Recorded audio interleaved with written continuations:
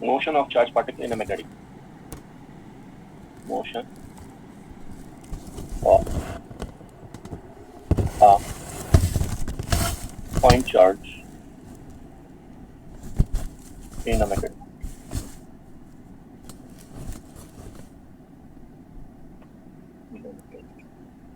motion of a point charge in a magnetic field.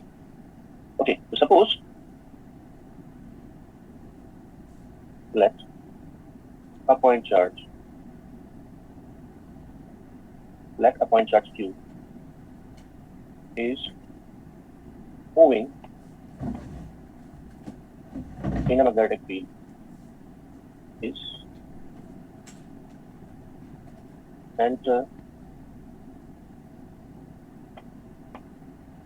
enters into a magnetic field B. Let a point charge Q enters into a magnetic field B, then Lorentz force on the point charge. Then the Lorentz force on the point charge would be F Q V cross B. So if charge particle Q is moving with velocity V and enters into an external magnetic field B, तो उसका Lorentz force इतना लगेगा. Okay, तो जो direction of force होगा, direction of force would B V cross B. उसको हम right hand grip rule से निकाल सकते हैं. कैसे करके? By taking first vector cross second vector. Right hand grip rule से हम फाइंड आउट कर सकते हैं first vector cross second vector. Okay, तो you should remember this formula. इसी के बेसिस पर जो पाथ होगा वो डिसाइड होगा पॉइंट चार्ज में. इसका पाथ कैसा होगा, it would be decided. Okay, तो मैं यहाँ पर डिफरेंट केसेस कंसीडर कर रहा हूँ. पहला case, first case, if charge is at rest,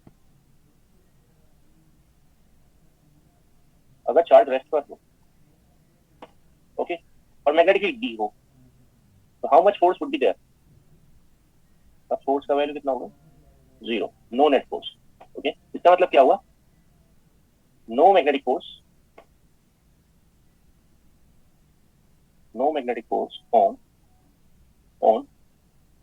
on a charge at rest. अगर चार्ज पार्टिकल रेस्ट पर है तो उस पर कोई मैग्नेटिक फोर्स नहीं लगेगा. Number 2, if charge is moving parallel,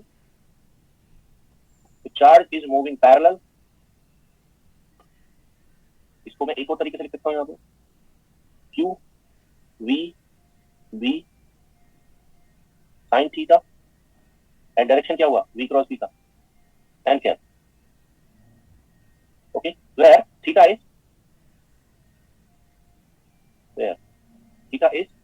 angle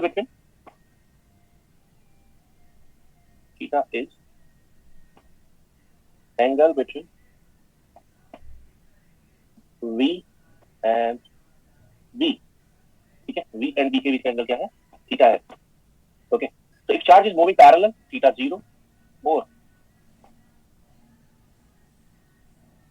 anti parallel, okay, to the magnetic field. तो चार्ज पार्टिकल या तो मैग्नेटिक फील्ड में पैरेलली एंटर करता है या एंटी पैरेलली एंटर करता है. ठीक है, तब फोर्स कितना लगेगा? then net force either sin 0 या sin 180 will be 0. ठीक है, इसका मतलब क्या हुआ? what it means, ठीक है, no force, no magnetic force इस पर, magnetic force on a charge, ठीक है, moving parallel और एंटी पैरेलल. ओके, तो ये हो गए दो केस. चार्ज एट रेस्ट, एक मिनट मैं स्लाइड नंबर ऐड कर लेता हूँ. डन.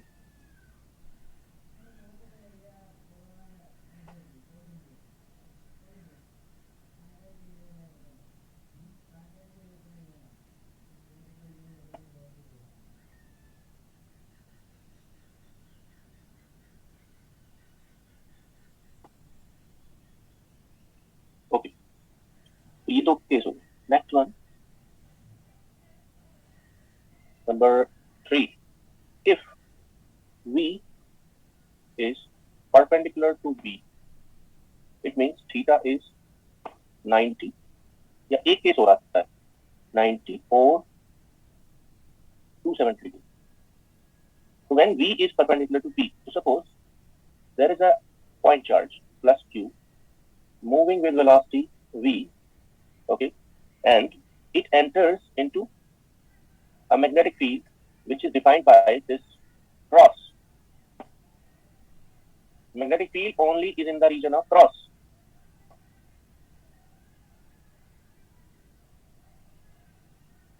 Okay. ठीक है.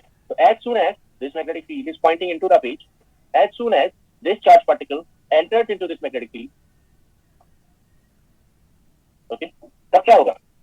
According to this, force on it would be QV cross B. Okay. तो जैसे ही इसके अंदर एंटर करेगा, इस पर किधर फोर्स लगेगा? Direction of force would B V cross B. Can you find it using right hand grip rule? तो अपने राइट हैंड की फिंगर को किधर लेना है पहले आप मुझे बताओ. ठीक है, अपने राइट हैंड की फिंगर को किधर लोगे आप?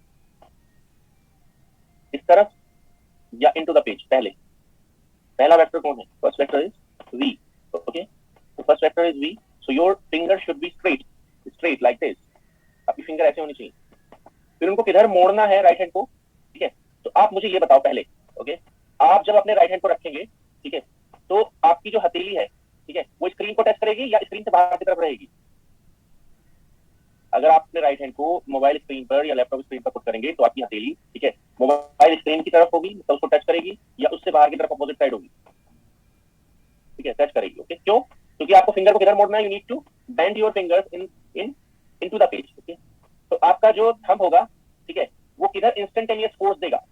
किधर रहेगा instantaneous force? Instantaneous force would be upward or downward? Instantaneous force would be upward.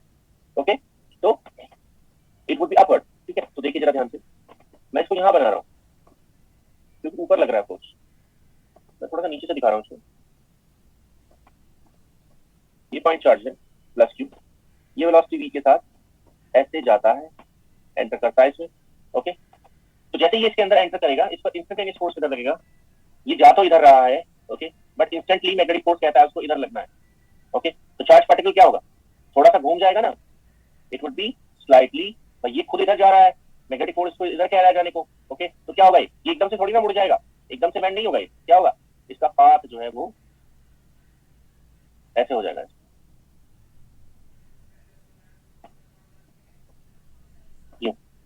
Okay, समझ पा रहे हैं? तो ऐसे नहीं कि बिल्कुल ऐसे हो जाएगा. No, it will take certain time and position to rotate. Okay, ऐसे हो गया. अब देखिए इसका वेलोसिटी ऐसे हो गया, इंस्टेंटेनियस ऐसे हो गया. अब क्या होगा? अब आपकी फिंगर किधर होगी? Now your fingers would be in the direction of instantaneous velocity. इस तरफ होगी ऐसे. ओके, और आपकी फिंगर इस तरफ होगी. तो जब उसको आप अंदर की तरफ बैंड करेंगे फिंगर्स को, तो आपका जो थंब होगा वो किधर पॉइंट करेगा? इस तरफ इसके परपेंडिकुलर या इस तरफ इसके परपेंडिकुलर? V क्रॉस B का डायरेक्शन जो होगा वो ये वाला एरो बताएगा या ये वाला एरो बताएगा? मैं इसका कलर डिफरेंट कर देता हूँ. तो red arrow will tell you the direction of the black arrow. Obviously बात है, ब्लैक एरो जो है आपको डायरेक्शन ऑफ इंस्टेंटेनियस फोर्स बताएगा, अभी मैग्नेटिक फोर्स. तो ये चार्ज पार्टिकल जो इस तरफ जा रहा था ऐसे, वो थोड़ा इस तरफ ऐसे हो जाएगा.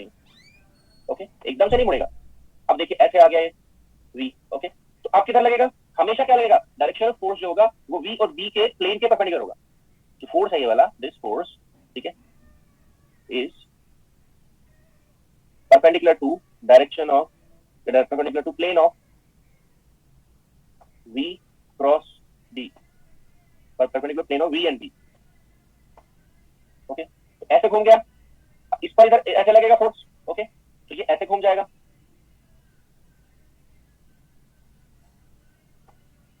ऐसे, और जब ऐसे घूमेगा तो क्या होगा?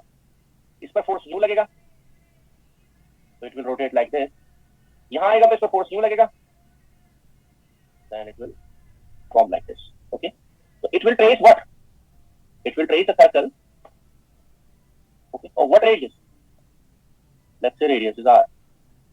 Okay, तो आप देख सकते हैं क्या, जब ये चार्ज पार्टिकल एंटर करा इधर से, तो ये एक सर्कल फॉर्म कर रहा है और कौन से प्लेन में फॉर्म हो रहा है? तो यहां पर जो चार्ज पार्टिकल है, ठीक है, charge particle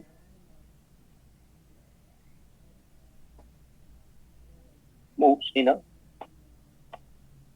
circular path, moves in a circular path, ठीक है. The plane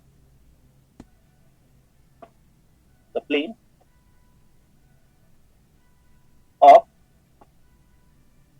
the circle is, okay, is perpendicular to the direction of B.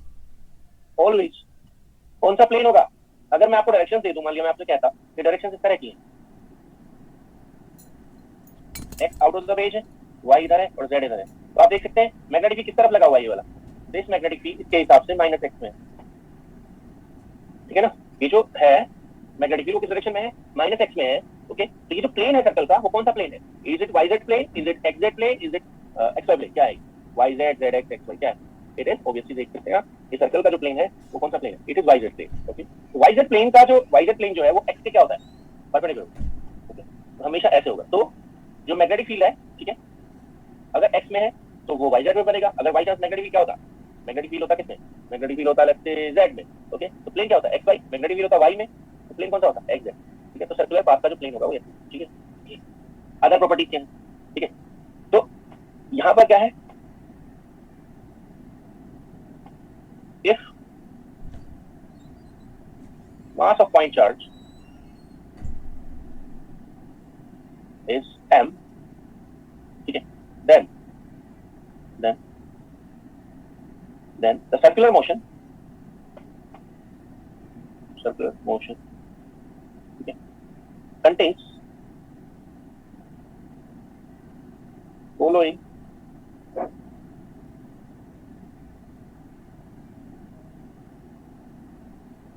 properties, ठीक है, following properties. पहला,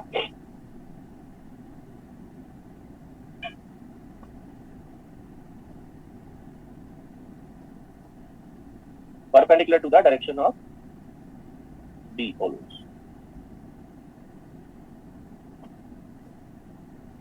So if mass of the point charge is m, then circular motion, ठीक है, contains following properties. Number 1, ठीक है, radius of the circular path,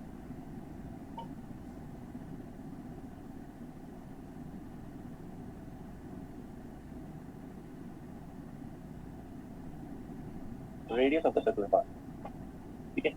तो r कितना होगा देखते हैं. वो कितने वेलोसिटी से एंटर करा था? v से. v was perpendicular to b, तो आप देख सकते हैं it is following the circular path. तो क्या होगा? पूरा सर्कुलर पाथ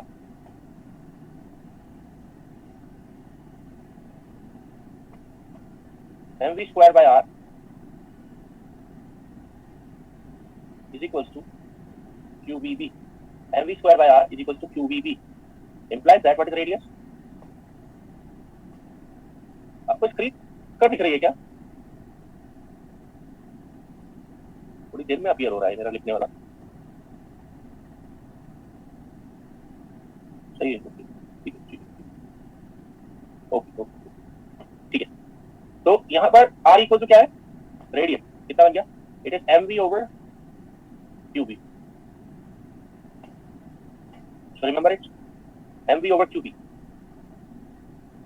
यानी कि कितना रेडियस होगा उस सर्कुलर पाथ का वो आप निकाल सकते हैं. If you know the mass, if you know the speed, if you know the charge, if you know the magnetic field strength.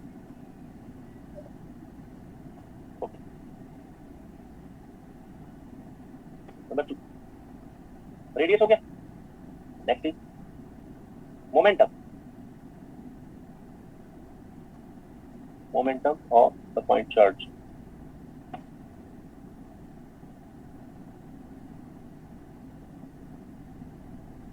Momentum. So momentum is mv. Linear momentum is mv. mv कितना है? mv is qbr. mv is qbr. तो linear momentum का symbol क्या है? p. यानी कि क्या पता है अगर आपको, आप लीनियर मोमेंटम ऑफ mv से निकालते हैं यूजुअली, बट अगर किसी क्वेश्चन में charge, magnetic field and radius of the path से रखता है तो आप इससे भी निकाल सकते हैं. It depends. नंबर 3, ठीक है, frequency of the circular motion, okay, इसको हम साइक्लोट्रॉन फ्रीक्वेंसी भी कहते हैं. This is also known as cyclotron frequency. Why we call it cyclotron frequency? Okay, because जो सर्कुलर मोशन है उसको कौन सा मोशन कहते हैं? This circular motion, circular motion, circular motion is also known as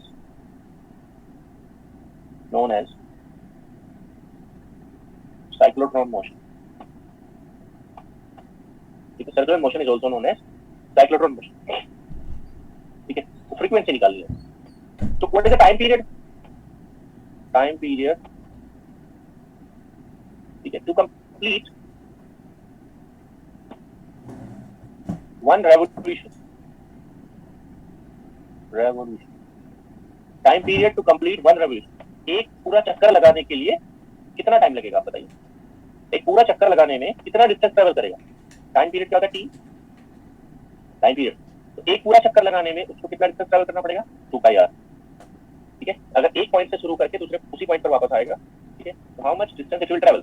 ठीक है, 2πr. ओके, कितनी स्पीड से कर रहा है वो? v से.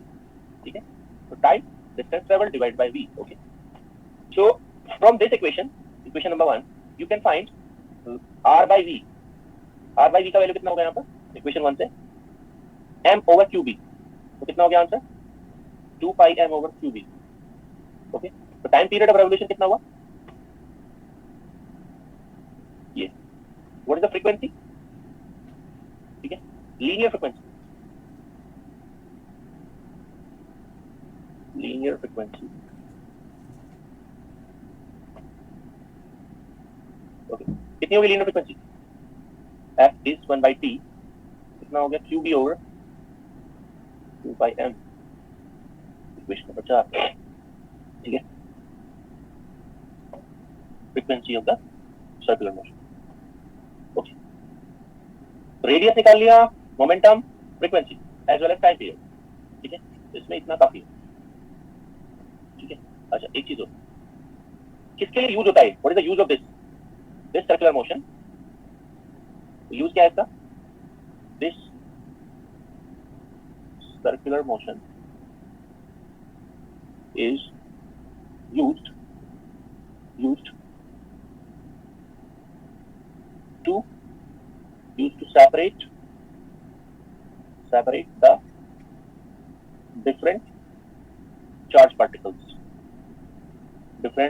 particles. इसको बोलते हैं मास सिलेक्शन. ओके, तो कैसे होता है? Suppose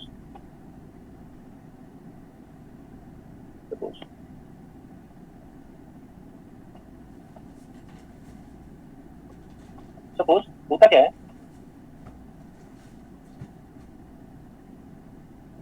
one alpha particle and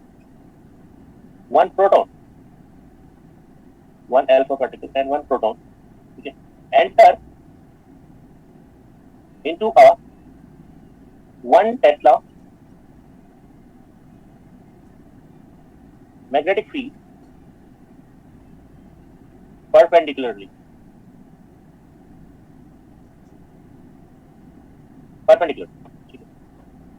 Then find the ratio of one alpha particle and one proton enters into a magnetic field perpendicularly. Find the ratio of, okay, their cyclotron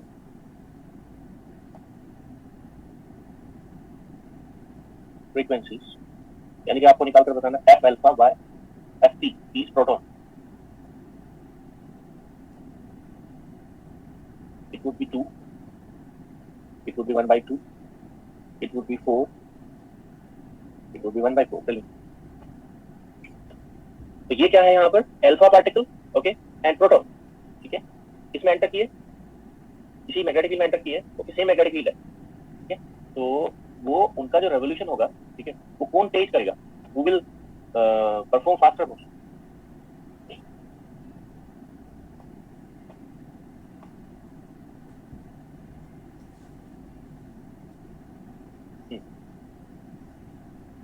तो क्या होगा यहाँ पे? F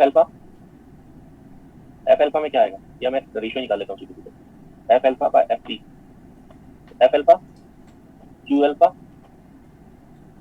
ठीक है, बी दोनों के लिए सेम है, divided by 2 pi M alpha, okay, आगे चलते हैं, 2 पाई एम इसके लिए ऊपर आएगा, 2 पाई एम पी प्रोटॉन के लिए, नीचे आएगा Q of proton, magnetic field is same, so what would be cancelled here? B and B would be cancelled, 2 pi would be cancelled. Q alpha क्या है?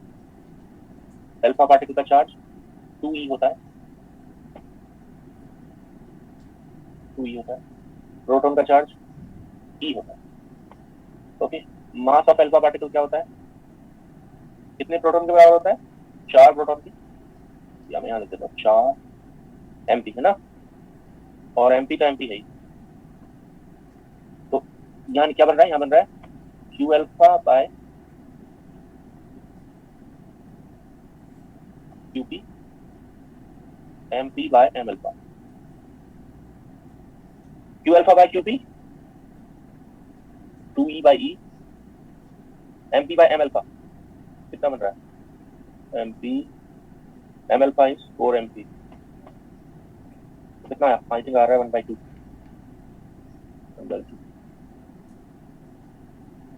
ओके, इसका मतलब क्या है? एक सेकंड में फ्रीक्वेंसी को कैसे डिफाइन करते हैं? Number of revolution in 1 second, ठीक है, तो कौन ज्यादा रेवोल्यूशन करेगा, कौन ज्यादा चक्कर लगाएगा 1 सेकंड में, ठीक है, तो आप देख सकते हैं क्या, प्रोटॉन ज्यादा लगाएगा, है ना, प्रोटॉन ज्यादा लगाएगा, तो अगर वो 1 सेकंड में 10 टाइम्स रोटेट करेगा, घूमेगा अल्फा पार्टिकल, तो प्रोटॉन 20 टाइम्स करेगा, ओके, तो ये हमारा केस था क्या? When charge particle entry into a magnetic field, okay, कैसे? मैंने अब तक कौन से केस करवाया आपको?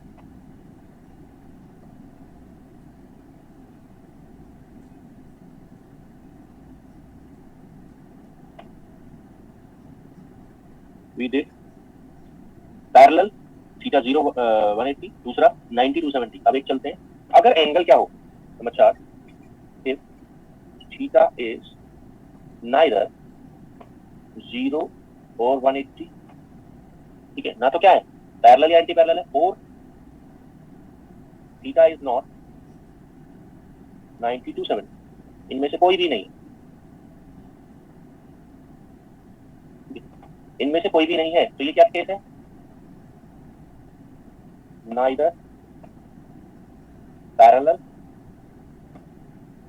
नॉर परपेंडिकुलर, ना तो वो पैरेलली एंटर करता है और ना वो परपेंडिकुलरली एंटर करता है, तो it could enter at some angle, ठीक है, तो let charge particle enters into magnetic field at theta equals to 30 degree length. Let charge enter into magnetic field at 30 degree. कैसे होगा? Suppose magnetic field is like this. ये magnetic field, it is pointing upwards.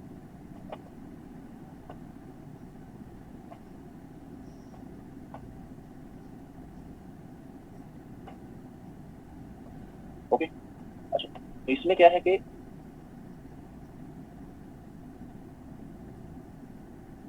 ये velocity v के साथ इस तरफ जा रहा है, ओके, ऐसे, तो क्या ये केस ऐसा नहीं है, ऐसा नहीं है, ये सीधा नहीं घुस रहा है इसमें, ऐसे जाता तो कितने एंगल पर? What is this? ये जो ब्लैक लाइन है, ब्लैक लाइन का शोइंग मैग्नेटिक फील्ड, तो अगर ये ऐसे एंट्री लेता तो आपका आंसर क्या होता? ऐसे एंट्री ले, ये चार्ज पार्टिकल अगर ऐसे एंट्री लेता perpendicular to the magnetic field, ऐसे एंट्री लेता, तो ये किधर घूमता?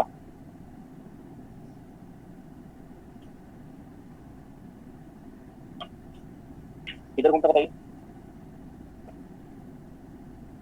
कौन से प्लेन में घूमता? अगर मैं आपसे कहता कि ये जो डायरेक्शन है मैग्नेटिक फील्ड का वो जेड है, अगर मैग्नेटिक फील्ड का डायरेक्शन जेड होता, ओके, तो ये कौन से प्लेन में घूमता? Okay, it should rotate in X Y plane, अगर ये सीधा घुसता तो, ओके, बट ये किस पर ये किस पर एंट्री ले रहा है? This is entering at some angle, it is not like this कि ऐसे एंटर कर रहा है, it is entering at some angle, okay. तो देखिए जरा दिखाता हूँ, थोड़ा और मैं एलिब्रेट कर देता हूँ, इसको थोड़ा बड़ा कर देता हूँ, because we need to show.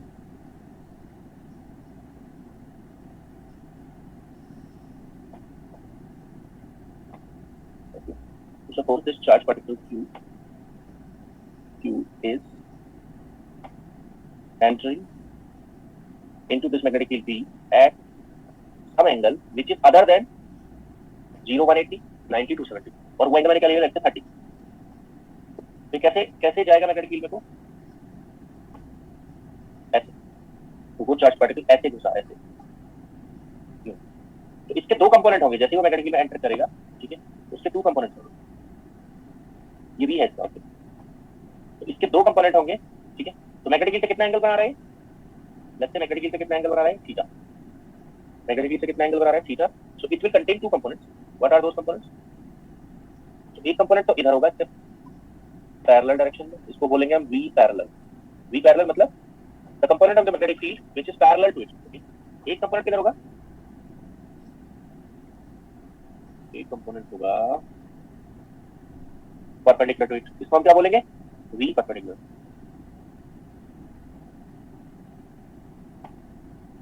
It is V perpendicular. तो दो कंपोनेंट हो गए मैग्नेटिक फील्ड के, क्या है, सॉरी वेलोसिटी, जैसे एक तो वी पैरेलल और एक वी परपेंडिकुलर, ओके। तो जो वी परपेंडिकुलर है वो क्या करता है? Go back and see, V perpendicular, जब भी ये वी परपेंडिकुलरली एंटर करता है इसमें, तो ये इसको घुमा देता है, ओके। तो जैसा कि आप अभी कह रहे थे कि जब चार्ज पार्टिकल ऐसे घुसेगा, ऐसे परपेंडिकुलर टू इट, तो वो घूमेगा किसमें? It will rotate in X Y plane, okay, it will rotate in X Y plane, okay. However जो वी पैरेलल है, ये क्या करता है? गो बैक एंड सी, ये कुछ नहीं करता है, ये अनअफेक्टेड रहता है मैग्नेटिक फील्ड से, यानी कि जैसे चल रहा था वैसे चलेगा, ठीक है। अगर चार्ज पार्टिकल यहाँ पर कैसे चल रहा था, अगर यहाँ पर चार्ज पार्टिकल कैसे चल रहा था, ठीक है, चार्ज पार्टिकल का पाथ कैसा होगा? No force. नो फोर्स मतलब अगर वो स्ट्रेट लाइन में चल के आ रहा था, वो स्ट्रेट लाइन में चलेगा या घूम जाएगा? स्ट्रेट लाइन पाथ होगा उसका। अगर चार्ज पार्टिकल पहले से स्ट्रेट लाइन में चल रहा था तो स्ट्रेट लाइन में चलेगा, there will be no effect, okay. इसमें कैसे घूम पाथ फॉलो कर रहा था? सर्कल। तो अब क्या है? दोनों है, straight line plus circle, okay, straight line plus circle, ठीक है। तो क्या होगा? V perpendicular, V perpendicular tries to rotate the charge and V parallel, ठीक है, moves, ठीक है, in a straight line,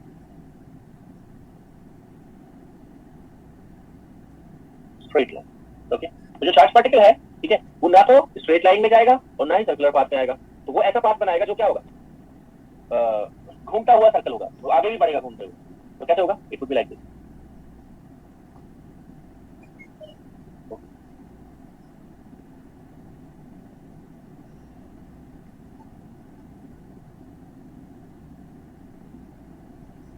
spring देखा, स्प्रिंग लाइक दैट, ओके। इसमें मैग्नेटिक फील्ड कहाँ होगा? इसमें जो मैग्नेटिक फील्ड होगा वो ऐसे होगा,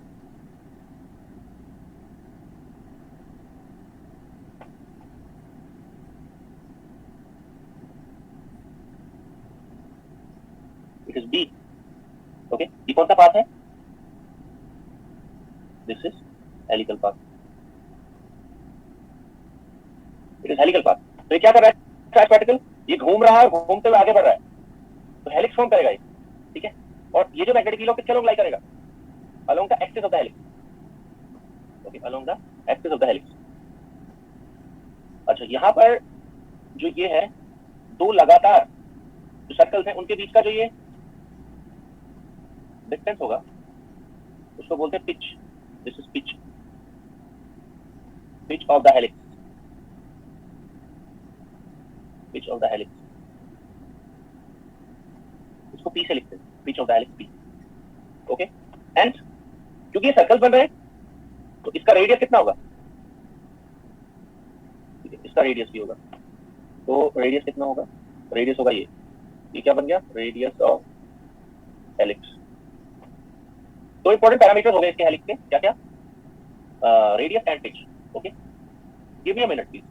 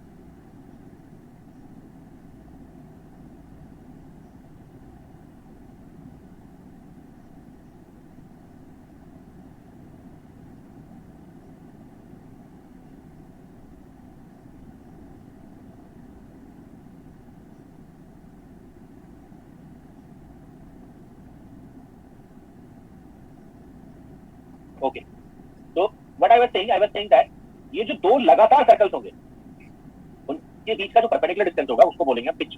ओके, और जो सर्कल का रेडियस होगा उसको बोलेंगे हम रेडियस ऑफ हेलिकल पाथ या रेडियस ऑफ हेलिक्स। ओके, अब देखिए जो v परपेंडिकुलर है वो उसको घुमाने की कोशिश कर रहा है, यानी कि वो किस तरह काम करेगा, it would work like this, it would be like this. ये कौन सा फॉलो करेगा, mv perpendicular square by r equals to q v perpendicular d। Okay, so radius कितना होगा यहाँ से, रेडियस ऑफ हेलिक्स कौन सा वेलोसिटी डिसाइड करेगा, विच component of velocity will decide the radius, radius would be decided by कितना हो जाएगा ये, mv perpendicular over qv, which component of the velocity will decide the radius of the helical path, mv perpendicular over qv, v perpendicular will decide this। Okay, ये हो गया हमारा equation number 1 helical path के लिए। वैसे क्या होगा, time period of revolution क्या होगा,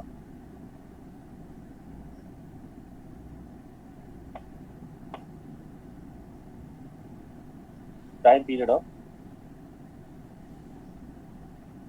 रेवोल्यूशन क्या होगा, t 2 पाई r, कौन सा, v परपेंडिकुलर, v पैरेलल, आपको डिसाइड करना पड़ेगा घुमाने का काम कौन कर रहा है। ओके, ये तो क्या होगा 2 पाई r, v परपेंडिकुलर कौन है, 2 पाई m over qb, equation number 2 time period of revolution ये है। ठीक है, अच्छा अब हम निकालेंगे पिच, फ्रीक्वेंसी भी निकाल सकते हैं, चाहे तो आप एल्गोरिथम निकलेगा, फ्रीक्वेंसी आप निकाल सकते हैं, pitch of the helix, pitch of the helix, pitch. अब आप बताइए, देखिए जरा,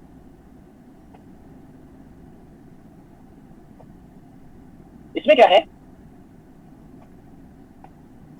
देखिए यहां से यहां तक पहुंचने में कितना डिस्टेंस ट्रेवल होगा, लगभग यहां से यहां तक पहुंचने में कितना डिस्टेंस ट्रेवल होगा, एक सर्कल पूरा होगा ना, यहां से इस पॉइंट से इस पॉइंट तक जाने में एक सर्कल पूरा होगा, तो कितना डिस्टेंस ट्रेवल किया इसने, 2 पाई r। ओके, अच्छा एक बात हो, इधर चलने में इधर जाने में कौन सी वेलोसिटी है, पैरेलल और परपेंडिकुलर, इधर जाने में कौन सी वेलोसिटी है, पैरेलल वाली। ओके, तो क्या होगा आंसर, भाई पिच जो है वो डिस्टेंस है या टाइम है या क्या है, pitch, pitch is the distance. Okay, pitch is the distance. तो अब बताइए डिस्टेंस में क्या यूज करते हैं, ठीक है, कितना होगा, डिस्टेंस जो होगा वो होगा time period. Okay, time period, distance जो होता है वो होता है time period into v parallel. ठीक है, क्या होता है distance, time into speed, formula क्या होता है डिस्टेंस का, सिंपल फार्मूला। ठीक है, टाइम इनटू डिस्टेंस, तो कितना टाइम लगा वहां से वहां तक पहुंचने में, यहां से यहां तक पहुंचने में एक सर्कल पूरा हुआ तो कितना टाइम लगा, टाइम पीरियड रेवोल्यूशन लगा। ओके, किस स्पीड से, v पैरेलल। तो लिख दीजिए पूरा कितना हुआ, 2 पाई r v पैरेलल न्यूमरेटर में आएगा एंड v परपेंडिकुलर कहां आएगा, डिनोमिनेटर।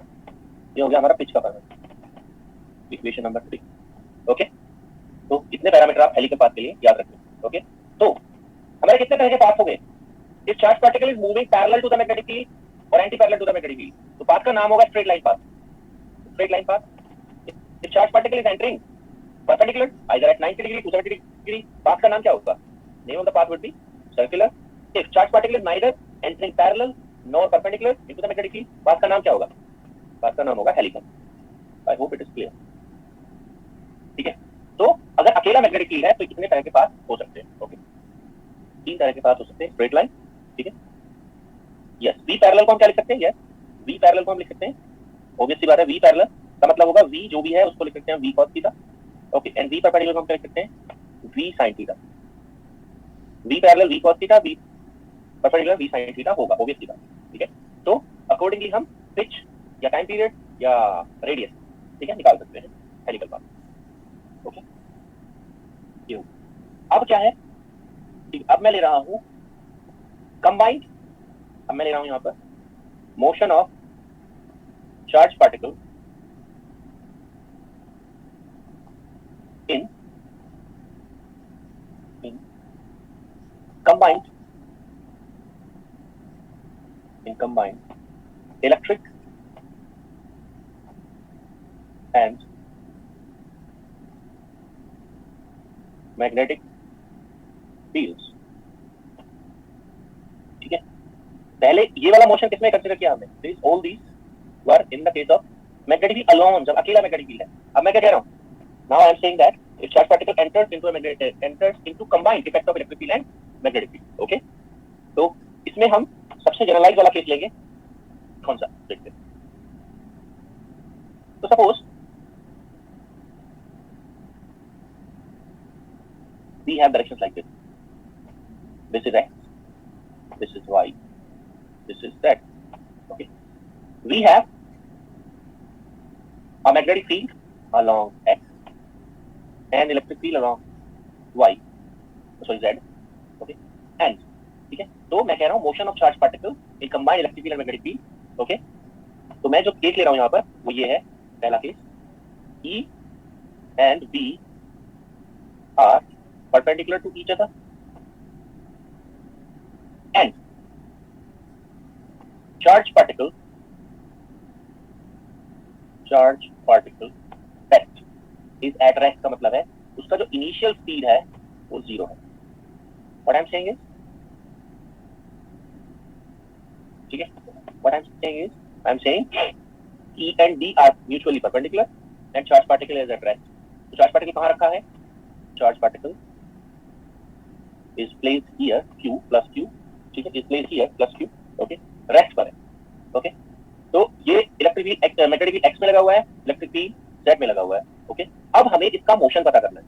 अगर मैं इलेक्ट्रिक फील्ड को हटा दूं, चार्ज पार्टिकल को रेस्ट पर छोड़ दूं, what will happen, tell me. If I place the charge particle at rest at origin, okay, and electric field is removed, only magnetic field is there, what will happen to the motion of the charge particle, कहां पहुंच जाएगा ये कौन सा case हो जाएगा, charge particle at rest. जब rest पर होगा तो कितना फोर्स लगेगा मैग्नेटिक वाला, there would be no magnetic force at all. तो चार्ज पार्टिकल जैसे रेस्ट पर रखा है वैसे रेस्ट पर रखा रहेगा, कोई फर्क नहीं पड़ने वाला, there would be no force remains at rest. अब क्या है कि मैं इलेक्ट्रिक फील्ड लगा देता हूं, मैग्नेटिक फील्ड को हटा देता हूं, व्हाट विल हैपन, फोर्स लगेगा, यस, कितना लगेगा। अगर चार्ज पार्टिकल रेस्ट पर रखा है, सिर्फ इलेक्ट्रिक फील्ड लगा हुआ है z डायरेक्शन में, तो चार्ज पार्टिकल किधर मूव करेगा, क्या फोर्स लगेगा उसके ऊपर, electric force Q into E। तो किधर मूव करना शुरू कर देगा इलेक्ट्रोस्टैटिक फोर्स की वजह से, it would move along x z direction, तो z में मूव करना शुरू कर देगा। ओके, तो कैसा पाथ होगा उसका पाथ होगा स्ट्रेट लाइन पाथ, किसके अलोंग, z के along, straight line path along z। अगर अकेला इलेक्ट्रिक फील्ड होगा तो होगा straight line path along z direction. But यहां पर मैं किसकी बात कर रहा हूं, okay, I am talking about combined effect of electric field and magnetic field and charge particle is placed at rest. Clear, तो यहाँ पर ना तो चार्ज पार्टिकल खुद रेस्ट पर रहेगा और ना ही स्ट्रेट लाइन पाथ में मूव करेगा, so combined effect would be different from the individual. ठीक, तो उसको देखते हैं। तो देन जो नेट फोर्स होगा F net would be F electric F magnetic. Okay, F electric कितना होता है, क्यू ई, किसी पॉइंट चार्ज पर लगने वाला जो फोर्स होता है वो होता है क्यू इंटू ई इलेक्ट्रिसिटी में। ओके, तो ये ना तो उसकी वेलोसिटी पर डिपेंड करता है, ठीक है, जबकि जो मैग्नेटिक फोर्स है वो होता है क्यू वी क्रॉस बी, वो किस पर डिपेंड करता है, उसकी वेलोसिटी के ऊपर। तो एफ नेट कितना हो गया, एफ नेट हो गया क्यू, कॉमन ले लेता हूं मैं, E plus V cross B, equation number 1। Okay, ये कंबाइंड इफेक्ट हो गया किसका, electric force and magnetic force. अब जरा समझिए, ट्राई टू अंडरस्टैंड। जब ये रेस्ट पर रखा है तो इलेक्ट्रिसिटी क्या करेगा, इनिशियली उसको स्पीड कौन देगा, इनिशियली उसको स्पीड देगा इलेक्ट्रिक फील्ड। ओके, तो electric field will try to push this in this direction. ये इलेक्ट्रिक फील्ड को किधर पुश करने की कोशिश करेगा, z डायरेक्शन, ठीक है, उसको किक देगा एक direction, z direction. Okay, but जैसे ही वो z डायरेक्शन में मूव करना शुरू करेगा, व्हाट विल हैपन, जैसे ही वो z डायरेक्शन में मूव करना शुरू करेगा तो मैग्नेटिक फोर्स एक्ट करना शुरू करेगा किस डायरेक्शन में, टेल मी। जैसे ही उसको z डायरेक्शन में इलेक्ट्रिक फील्ड किक देगा, वैसे ही जो मैग्नेटिक फोर्स है वो किस डायरेक्शन में लगेगा, v क्रॉस b। v किस तरफ मिल रहा है उसको, v is in z direction and b किधर है, मैग्नेटिक फील्ड x में। तो मैग्नेटिक फोर्स इनिशियली एकदम से किधर लगना शुरू हो जाएगा, it would act along what direction, y direction ना, z क्रॉस x y। तो इलेक्ट्रिक फोर्स चाहता है, ओके, वो किधर मूव करे, इनिशियली एकदम पता जब लगेगा। ओके, इलेक्ट्रिक फोर्स चाहता है वो z में मूव करे, मैग्नेटिक फोर्स चाहता है वो किधर मूव करे, y में मूव करे। ओके, तो इसका पाथ ना तो स्ट्रेट लाइन आएगा, ओके, और ना ही सर्कुलर आएगा। ओके, तो वो कैसा पाथ होगा, it would be like this.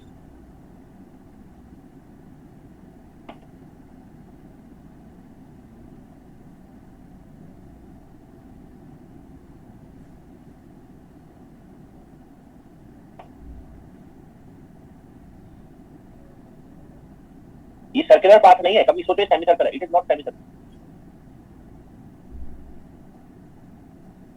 Okay, it is not semi circular, not semi circular, it is not a semi circular. Okay, तो यहाँ पर क्या हो रहा है, जो combined effect of electric field और मैग्नेटिक फील्ड आ रहा है, ठीक है, वो कौन सा पाथ दे रहा है, इस पाथ को बोलते हैं साइक्लोइड पाथ। अभी साइक्लोइड पाथ कैसे बनता है वो मैं दिखाऊंगा अभी। मुझे पहले मुझे कैसे पता लगा ये साइक्लोइड पाथ ऐसे आएगा, मैंने तो आपको बता दिया कि क्या होगा, इलेक्ट्रिक फील्ड उसको इधर पुश करना चाहता है, मैग्नेटिक फील्ड उसको इधर पुश करना चाहता है, तो ना तो वो सीधे जाएगा ना इधर जाएगा, थोड़ा सा मुड़ जाएगा। क्या हो जाएगा, थोड़ा सा मुड़ जाएगा, it would be like this, वो ऐसे हो जाएगा, ऐसे हो गया। जब वो ऐसे हो गया तो क्या होगा, मैग्नेटिक फोर्स किधर एक्ट कर, इलेक्ट्रिक फोर्स तो अभी भी ऊपर एक्ट कर रहा है, मैग्नेटिक फोर्स किधर एक्ट करेगा, इसके परपेंडिकुलर। इलेक्ट्रिक फोर्स ऊपर एक्ट कर रहा है, ये इसके परपेंडिकुलर एक्ट कर रहा है, तो क्या होगा, ये फर्दर घूम जाएगा ऐसे। ओके, तो यहाँ पे जब आएगा तो ऐसे एक्ट करना शुरू करेगा ये। ओके, तो हमेशा परपेंडिकुलर लगेगा, ठीक है। तो जो चार्ज पार्टिकल है वो कौन सा पाथ ले लेगा, it will take this cycloid path. Okay, ये बनेगा कैसे मैं बाद में बताऊंगा, पहले हम इसका थोड़ा सा मैथमेटिक्स देख लेते हैं। तो यहाँ पर आप देख रहे हैं जो कंबाइंड इफेक्ट है वो ये है, ठीक है। तो हमें कैसे पता लगेगा ये पाथ ऐसा आएगा, मैथमेटिकल इक्वेशन की हेल्प से, ठीक है। तो यहाँ पर आप देख सकते हैं, अगर इलेक्ट्रिक फील्ड को देखें हम तो किधर है, एफ नेट में देखते हैं, क्यू ई किसमें है, जेड कैप में, प्लस अब वी क्रॉस बी देख लीजिए, वी क्रॉस बी, ठीक है। तो वी क्रॉस बी क्या होगा, बी किस तरफ है और वी किस तरफ आएगा, बी तो है एक्स में, ओके, वी तो है एक्स में, सॉरी बी तो है एक्स में, बी बट वी किधर है, ठीक है, वी किधर है, वी होगा, देखो आप देख रहे हो कौन से प्लेन में होगा, वी का जो डायरेक्शन होगा वो तो वाई जेड प्लेन में होगा, ठीक है। तो क्या हम ऐसा लिख सकते हैं, वी टी, वी जीरो कितना है, इनिशियल स्पीड जीरो, और वी टी कितना होगा, वी टी जो होगा यहाँ पर वी टी, ओके, वो किस डायरेक्शन में होगा, वी टी, अगर हम ऐसे देखें तो it would be like this, zero, there would be no X component, okay, y dot z dot, z dot मतलब उसको पोजीशन की हेल्प से हमने डॉट लिख लिया, डॉट मतलब डेरिवेटिव, ओके। तो इससे हमारा v क्रॉस b देख लो पहले कितना आएगा, v क्रॉस b, फिर मैं लिखूंगा यहाँ पर सीधे v क्रॉस b कितना होगा, it would be x cap y cap z cap, v का वैल्यू कितना है, zero, no x component, y component dot z component dot, b किधर है, x component b, okay, and no y component, no z component, तो कितना आएगा, it would be x component तो zero हो गया, माइनस y माइनस वाई में क्या आ रहा है? माइनस वाई में आ रहा है, क्रॉस प्रोडक्ट लेना जरा, 0 minus Z dot B. Okay, आगे चलते हैं। Plus Z cap, plus Z cap कितना आ रहा है? ये क्या बन रहा है?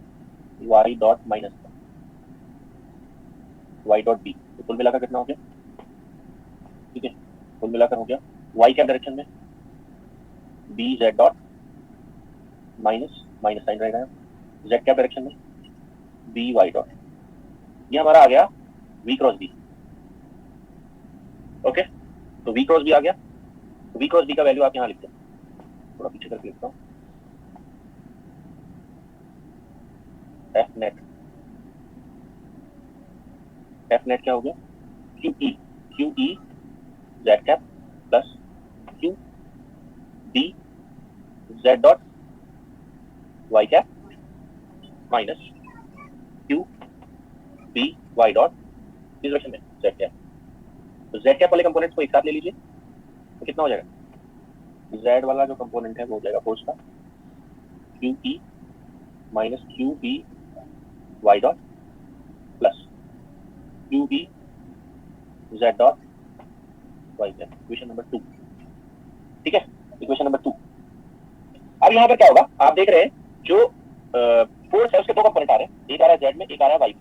ओके, तो इक्वेशन ऑफ मोशन क्या होगा? Equation of motion, equation of motion आप जानते हैं, m into acceleration, m into acceleration would be this, z cap कितना है? q e minus q b y dot plus q b z dot y। तो अगर हम इसको दो पार्ट में डिवाइड करेंगे तो क्या आएगा? एक्सेलरेशन को हम क्या करते हैं? Double derivative of position.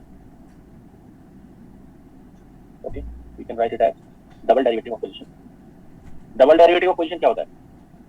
m z double dot, z component लिखूंगा तो क्या आएगा? m z double dot q e minus q b y dot. Equation number 3। एक इक्वेशन ये बन गई, एक बनेगी एक्सेलरेशन की double dot q b z dot. Okay, 3 and 4 क्या है?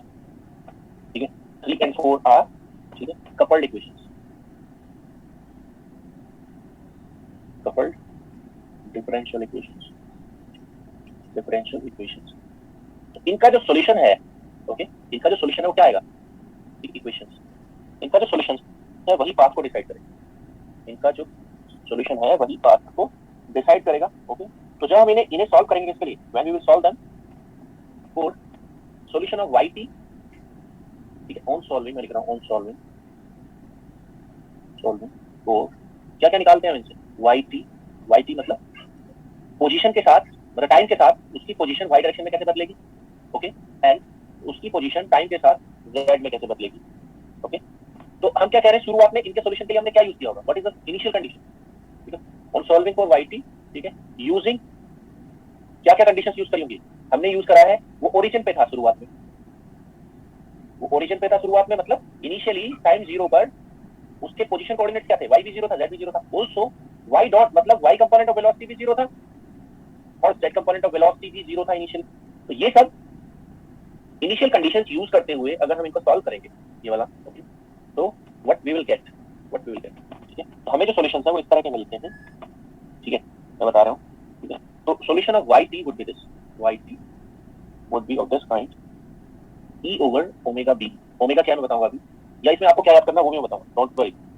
ओके, yt, ठीक है, वुड बी ऐसे लिखते हैं, yt would be r omega t minus sign omega t। ये है इक्वेशन नंबर 5। As well as zt is r 1 minus cos omega t, equation number 6। ये सॉल्यूशंस आ रहे हैं किसके? y एंड z, मतलब टाइम बढ़ने पर एट टाइम t, ठीक है, वो y और z में कैसे मूव करेगा वो ये बता। ओके, तो अगर हम क्या करते हैं, ये ध्यान कर लीजिए, what is these constants, what is r, where r is e by omega b, E by omega b. Okay, and what is omega itself? Omega क्या होता है? Omega is, ठीक है, ओमेगा क्या है? Angular frequency. ओमेगा क्या है? Angular frequency.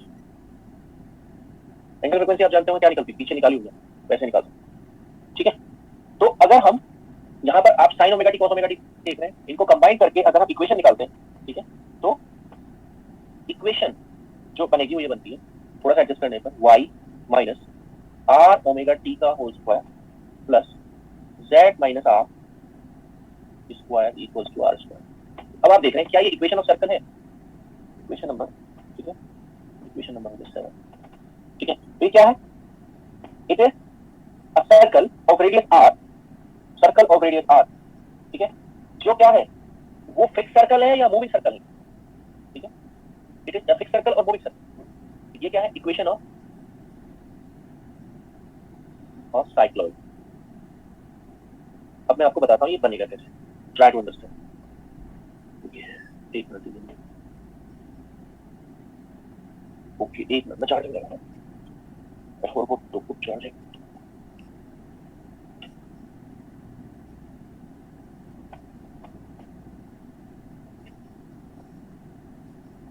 अभी इक्वेशन ऑफ साइक्लॉइड क्या है और खुद साइक्लॉइड क्या है?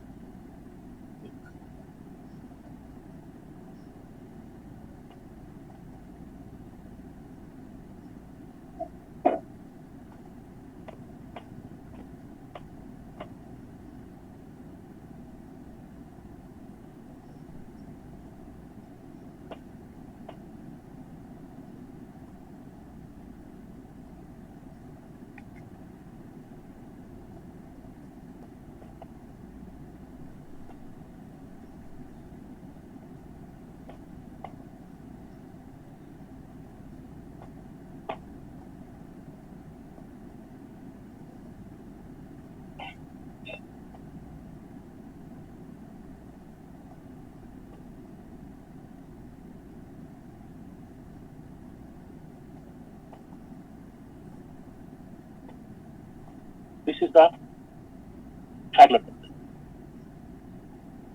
मतलब एक व्हील को आप घुमा रहे हैं, ठीक है, या कॉइन ले लो आप, कॉइन. ओके, कॉइन को ऐसे चलाना सीधे. ओके, कॉइन जब चलेगा तो उसकी सर्कमफ्रेंस पर अगर कोई पॉइंट घूमे, सर्कमफ्रेंस पर, then it will take cycloid path. Okay, इसकी जो मैक्सिमम हाइट होगी यहाँ ये मैक्सिमम हाइट जो होगी वो किसके बराबर होगी? बताइए जरा, देखिए यहाँ पर पहुंचने पर क्या हो रहा है. डायमीटर के बराबर बन रहा है ना, देखो. It will be 2r. It will be 2r.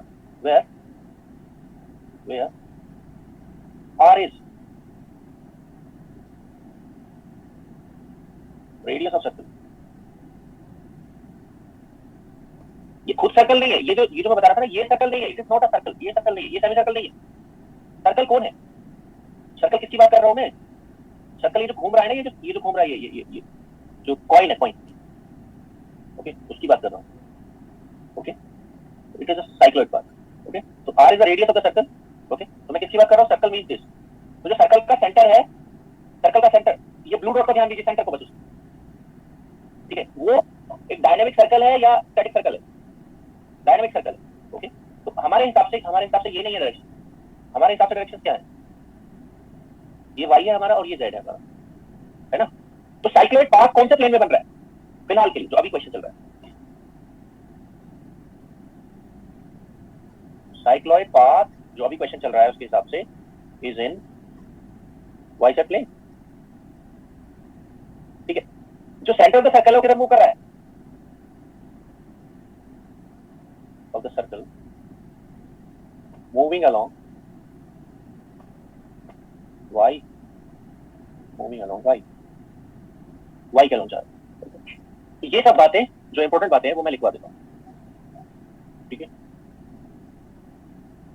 Okay, ये सब इंपॉर्टेंट बातें मैं आपको लिखवा देता हूँ. इसके इंपॉर्टेंट पॉइंट क्या है? Important points to remember. Important points to be remembered. Important points. पहला इंपॉर्टेंट पॉइंट क्या है?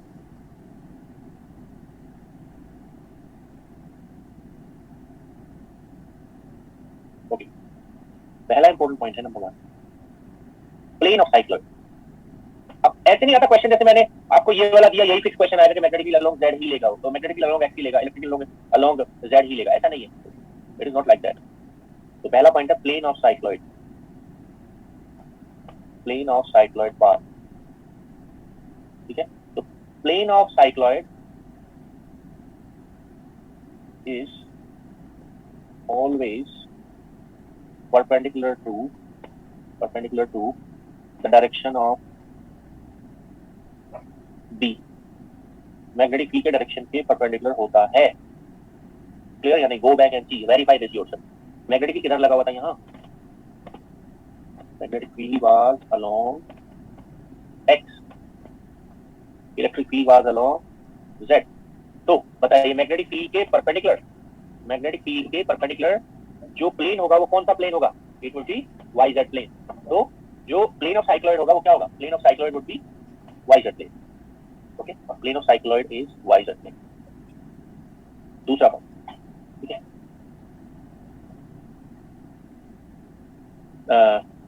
Direction of motion of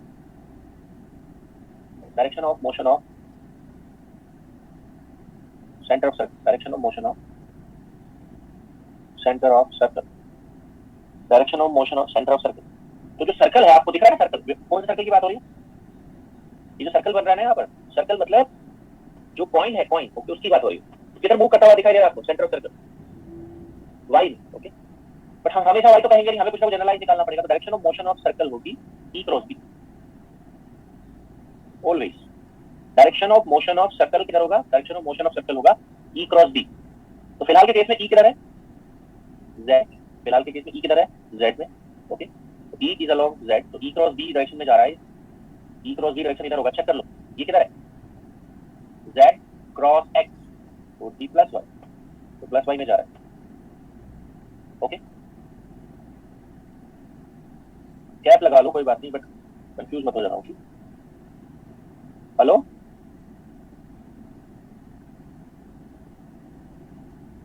hello, the direction of along the direction of E cross B, ठीक। नंबर टी क्या होगा? Speed of centre of circle, किस speed से जाएगा? वो जाएगा किधर? ई क्रॉस बी डायरेक्शन में। तो स्पीड किससे जाएगा? We T. किसकी है speed? Speed of centre of circle होगी ई बाई बी, ओके। और अगर मैं वेलोसिटी लगा दूं तो दोनों बातें 2 और 3 एक ही में आ जाएंगी। वेलोसिटी, दोनों बातें एक ही में कंबाइन हो जाएंगी, तो क्या बनेगा बोलो? I can write this as E by B, speed हो गया, और डायरेक्शन क्या हो गया? E cap cross B cap. का मतलब पता है क्या है? उनके unit vector, E by B, E cap cross B cap, उनके यूनिट वेक्टर पर ध्यान दीजिए, ओके। तो अब आप देख सकते हैं ये सेंटर ऑफ सर्कल है, सिर्फ उस पर ध्यान दीजिए, ब्लू पॉइंट पर, जो ब्लू डॉट है, कितनी स्पीड से जाता हुआ दिखाई देगा इधर? कौन डिसाइड करेगा इस बात को? उसकी इनिशियल स्पीड नहीं, कौन डिसाइड करेगा? ई एंड बी डिसाइड करेगी, ओके। नंबर 4, पॉइंट नंबर 4, ठीक है। प्लेन हो गया, स्पीड हो गया, ओके, डायरेक्शन हो गया, और क्या रहता है? एक मिनट मुझे देखो तो जरा, कभी कभी और क्या पूछ लेता है? सर्कल का रेडियस, और क्या पॉइंट लिखवाता था मैं? प्लेन, स्पीड, साइक्लॉइड, रेडियस करवा दिया क्या मैंने? नहीं करवाया। रेडियस और radius of circle, radius of moving circle.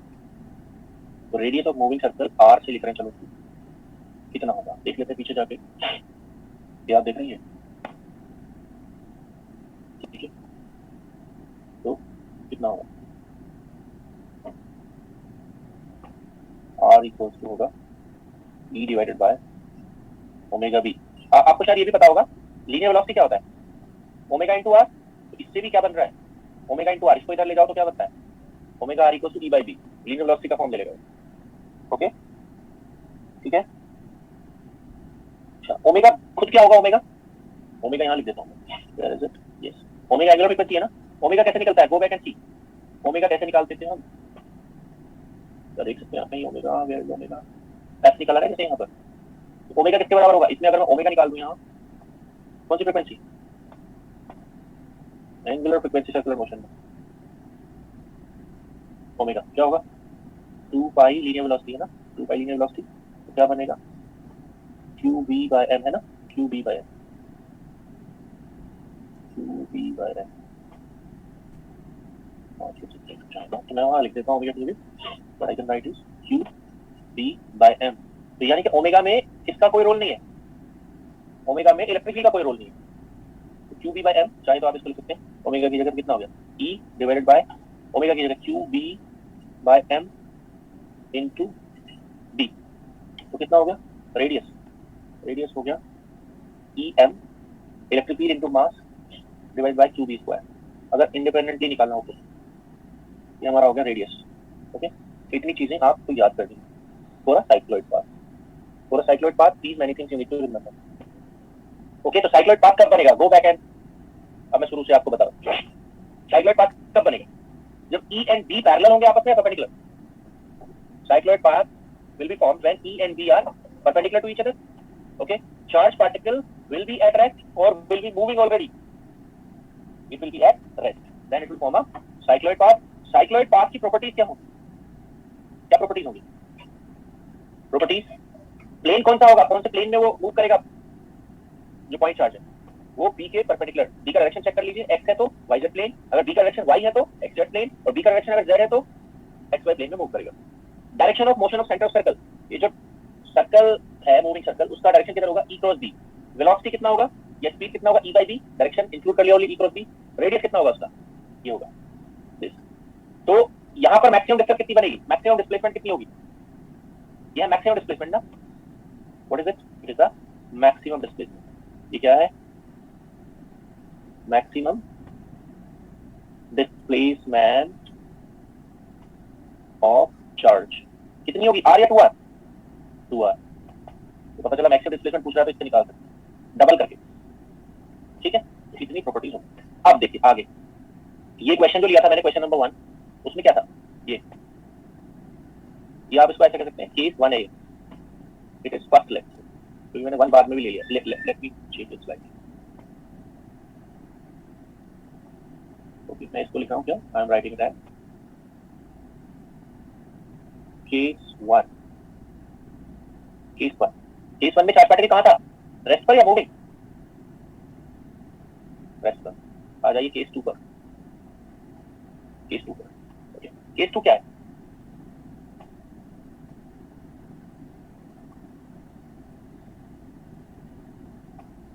This is origin. This is direction x. This is magnetic field B. This is z direction. Okay. z direction में लगा हुआ electric field E. y direction में कुछ नहीं. Okay. सो यहाँ पर क्या है? E and B are mutually perpendicular. And what was the case earlier? Earlier case क्या था? Charge particle was at rest. But here E and B are mutually perpendicular and वो charge particle already move कर रहा है. किस speed से? E/V से. किस डायरेक्शन में? Y में. तो ये दोनों केस अलग अलग हुए ना.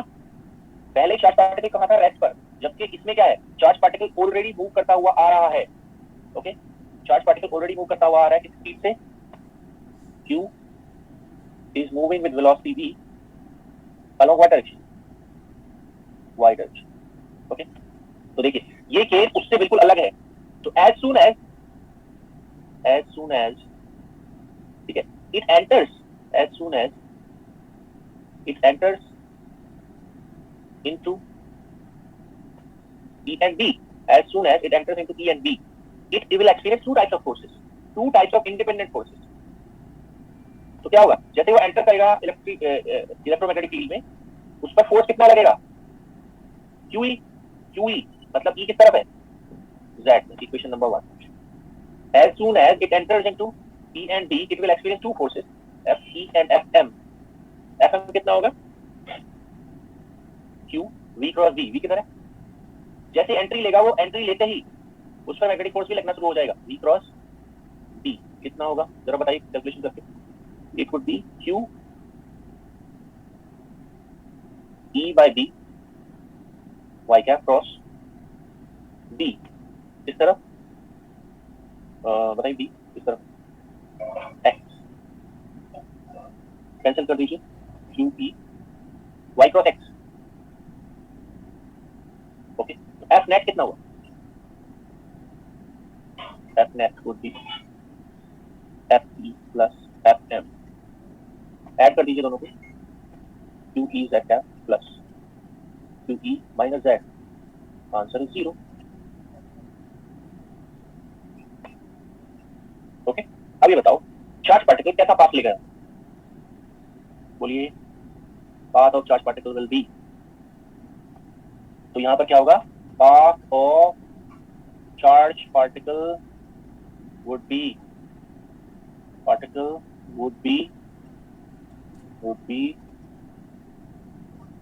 straight line or not straight line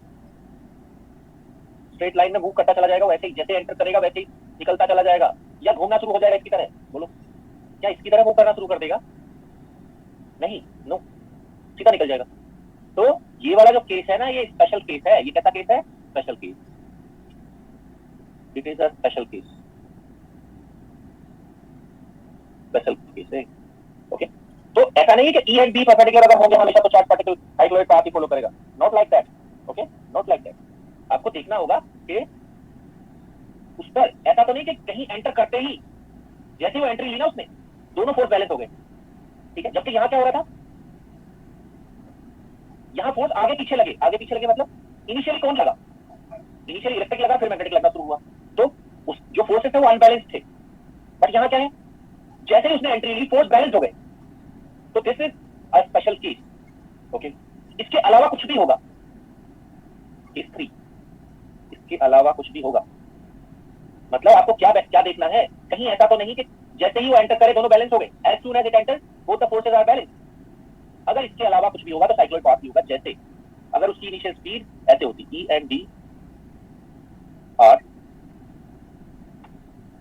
mutually perpendicular and initial speed is like this, initial speed क्या है, ये है। ओके तो क्या होगा बताइए, इन this case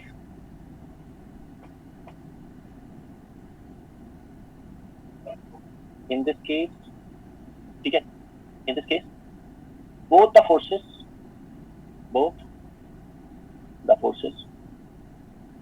are not cancelled on the entry पर फोर्स कैंसिल हो गए या नहीं बताइए आप मुझे, पिछली बार से स्पीड आधी है, E/2B है इस बार, in this case both the forces are not cancelled on the entry पर कैंसिल नहीं होंगे, तो कैसा पाथ होगा, एंड बोलिए पाथ वुड बी, एंट्री पर अगर फोर्स बैलेंस नहीं हुए तो पाथ वुड बी, बोलिए क्या होगा, साइक्लॉइड या straight line, cycloid with all the properties discussed in case 1, बात समझे नहीं समझे, यानी कि उसका VT कितना होगा, अगर आपसे कोई पूछने लगे भाई VT कितना होगा, इनिशियल स्पीड कितने से घुसा हो, E/B से, ओके, और VT कितना होगा बता सकते हैं आप मुझे, E/B या E/2B बोलो, मैंने कहा ना केस 1 जैसे उसके पैरामीटर्स होंगे, केस 1 में क्या पैरामीटर्स हैं बोलो, उसकी स्पीड कितनी है लेटर टाइम T पर, इनिशियली भले किसी से भी आ रहा है उससे मतलब नहीं है हमें, लेटर टाइम T पर कितनी स्पीड होगी उसकी कौन डिसाइड करेगा, ये E एंड D मिलकर डिसाइड करेंगे या जो उसकी इनिशियल स्पीड है उस पर छोड़ देंगे, नहीं, ओके ये डिसाइड होगा, ओके क्लियर है। तो इस स्पेशल केस को छोड़कर कुछ भी हो, इसको छोड़कर कुछ भी हो, पाथ साइक्लॉइड होगा, जैसे ऐसे होता है मान लिया केस 4 क्या E and D are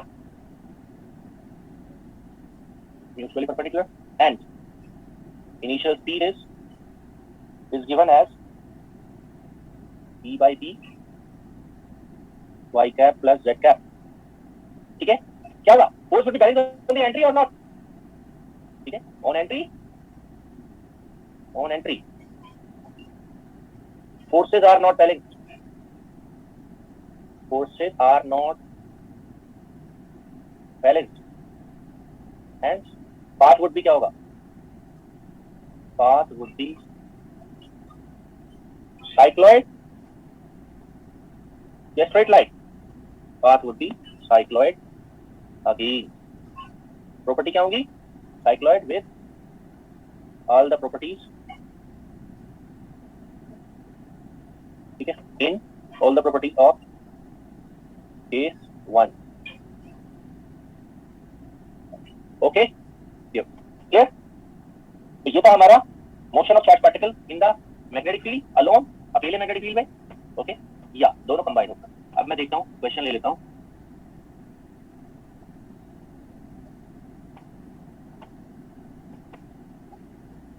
yes, VT same होगी. मैंने बोला प्रॉपर्टी मैंने सेम कर दी सारी, तो वीटी के बारे में भी फिक्र करने की जरूरत नहीं, सभी सेम हो गए.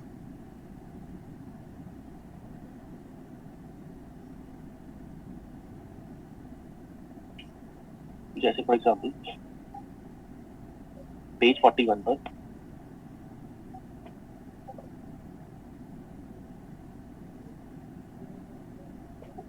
पेज 41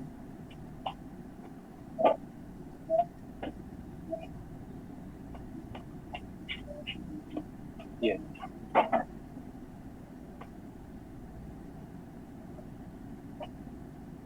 बताइए. A charged particle is released at time t0 from the origin in the presence of uniform static and electromagnetic field.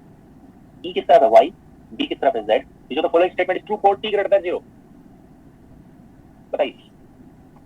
Particle moves along x-axis. Rest पर है charged particle. केस 1 है. तो कैसा पाथ होगा? Circular, straight, cycloid या helical? तो path कैसा होगा? Cycloid path in which plane? Tell me. In, ये देख रहे हो, बी डिसाइड करेगा ना. जेड में है तो कौन से प्लेन में? Cycloid path in X Y plane. तो क्या होगा answer? A B C D. Answer होगा C. Particle moves in X Y plane.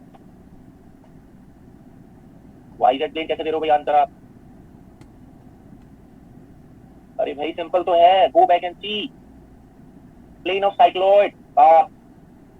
Cycloid path एक लाइन में नहीं होता है. साइक्लॉइड पाथ एक प्लेन में होता है. साइक्लॉइड ऐसे बनता है, प्लेन है या लाइन है? It is a plane. इस तरफ परपेंडिकुलर टू बी. इतना आसान क्वेश्चन दर्ज करके आओगे क्या? मैग्नेटिक फील्ड जेड में है तो कौन सा प्लेन हुआ? X Y plane. तो particle moves in X Y plane. Okay, centre of circle किधर मूव करेगा? Centre of circle moves in, बोलिए, मूव्स इन. अब इसमें सिंगल डायरेक्शन आई तो प्लेन नहीं आएगा. इसमें सिंगल डायरेक्शन आई, क्या आएगी? Moves in E cap cross B cap. Cap cap मतलब Y cross Z plus X cap. Okay, ये था. How much time we have? Mute कर रहा हूं और एक क्वेश्चन और ले रहा हूं. एक क्वेश्चन और ले रहा हूं.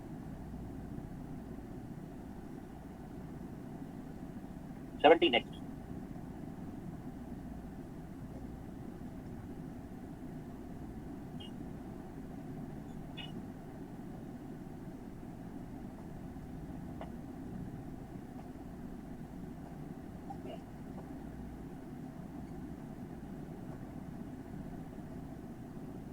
इसमें बताइए, same page. The positively charged particle is placed at origin with zero initial velocity in the presence of constant electromagnetic field along z and x direction. Okay. At large times, the overall motion of the particle is drift along. Drift along का मतलब क्या हुआ? Drift along का मतलब हुआ कि centre उसका किस तरफ मूव करेगा?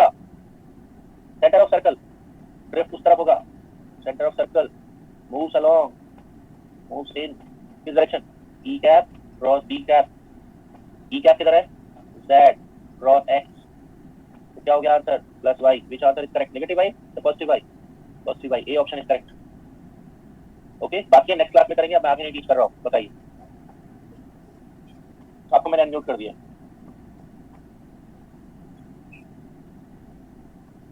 हेलो.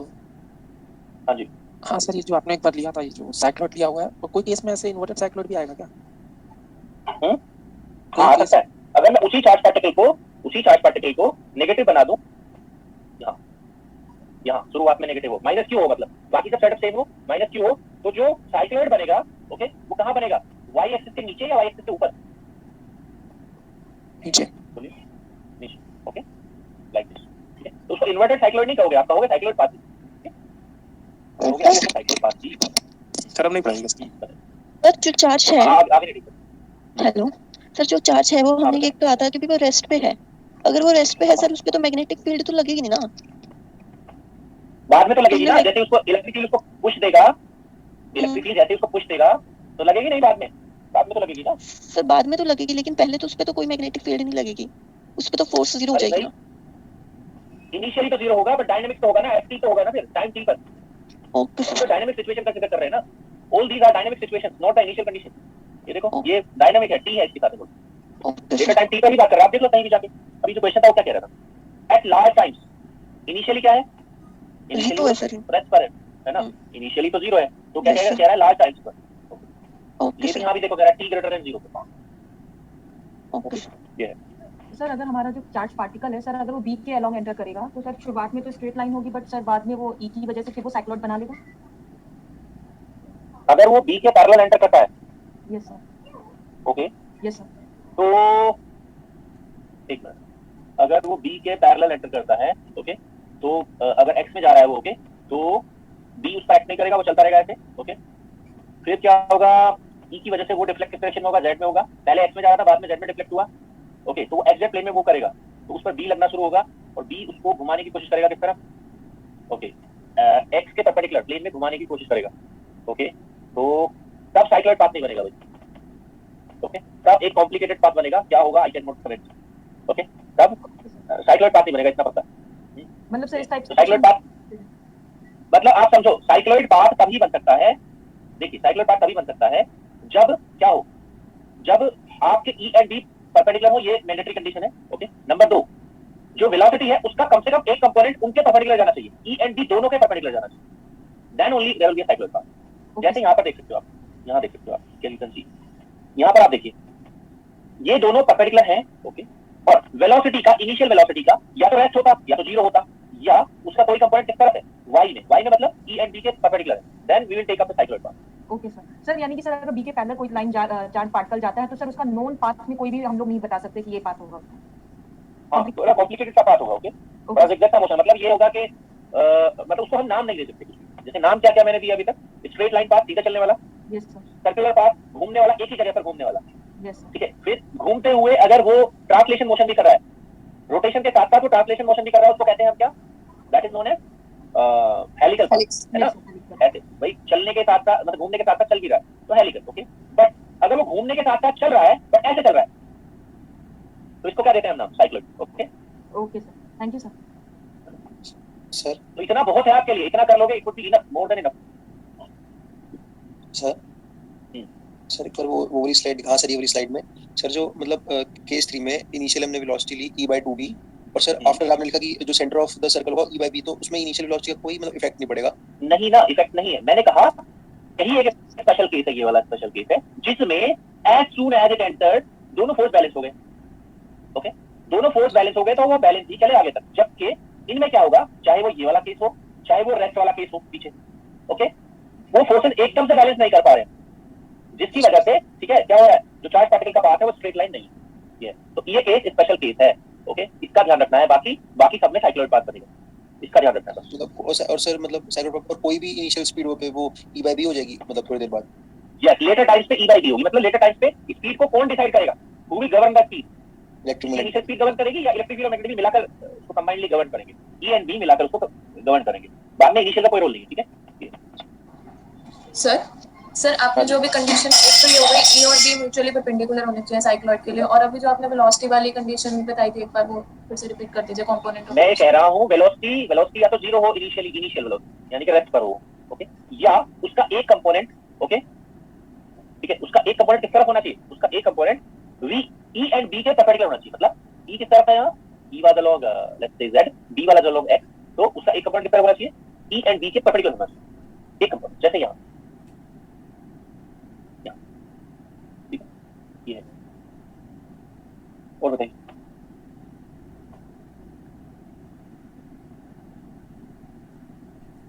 और बताइए।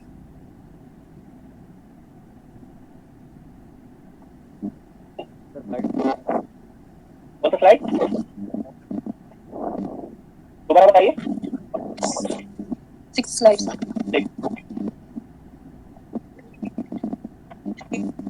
जब हम इसके क्वेश्चन पिकअप करेंगे ना कल, then you will better understand this. Okay, तो आपने क्वेश्चन क्या करिए, असाइनमेंट जो 4 है ना उसको कंप्लीट कर लीजिए। असाइनमेंट 4 को कंप्लीट कर लीजिए। All the questions of assignment 4 should be completed. 1 2 issue या तो वेट कर लो, एक मिनट मैं कर देता हूँ।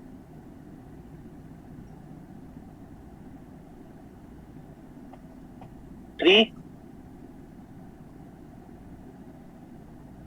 4 ठीक है। Thank you. क्या कह रहे हैं? आई वाली स्लाइड कौन सी वाली? आई 5। आपकी वॉइस क्रैक हो रही, समझ नहीं आ रहा मुझे। इससे आगे वाली 5। यस, हाँ 5। ठीक ठीक ठीक।